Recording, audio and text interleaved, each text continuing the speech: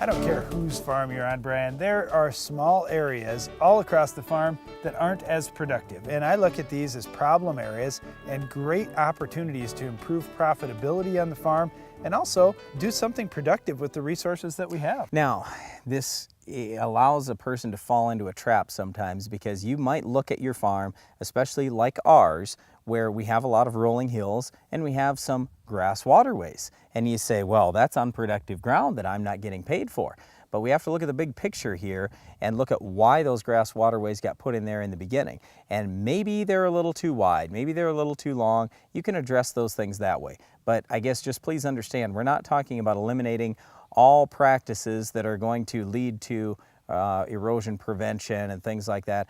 We have to address some of those things too. What we're talking about here is normal farm areas, normal crop areas where you're going along and the yield monitor dips from 200 bushel corn down to 125, or for that matter even 150. And you start adding up all those spots across the farm and think about how many thousands and thousands and thousands of dollars that costs each and every year.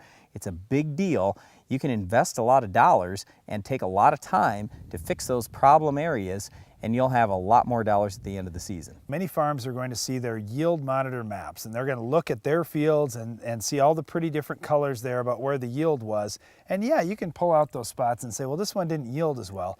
But why? That's right. We need to do some further investigation. So that's going to involve soil testing in the fall, certainly. And if you see an area in your field that isn't as productive, do some tissue analysis now. Go out and look at those plants. Maybe there's a disease problem. Maybe there's a soil problem. You just don't know. Or maybe you just picked the right hybrid for one soil type in your ground, but not in this other soil type. It's not performing as well there, and you just need to make a different hybrid selection. There's a lot of things that could be going on in those problem areas in your field. But right now, you still have crop growing out in the field. You can get some investigation done at this point, but in the fall, again, we're going to be right back to doing soil tests and analyzing things that way. We're discussing this topic today because 10 years ago or so, land was relatively cheap compared to today. And back then, you could just buy more land rather than fix the problem areas in your field. Well, now, not only is land expensive, but it's hard to get more land. I mean, you're probably not going to have the resources to just keep going and buying more and more and more and more. Why not fix the ground that you've got today? And like I say, even if it's only 5% of your total acres, if you really address that, you might have $100,000 more dollars at the end of the season. I don't know. It just depends on how much ground you got. Well, you're totally in control of the land that you have already. That's one thing. And the other thing is your economic return on investment is going to be much better fixing up that ground that you already have, because you know what? You already have a level. Maybe it's 125 bushel corn in that area and the rest of your farm yields 200. Well, you're already starting out with something. And now you can go out and look, like I say, in this year's crop and also with this fall's soil tests and address things quickly. You can change them for next year, and every year after that, you're going to get the benefit too. The trap a farmer can fall into is, well, it's just soil type. I'm never going to change that ground. There's nothing much I can do. Oh, it's a lot of work. How am I going to figure out this stuff?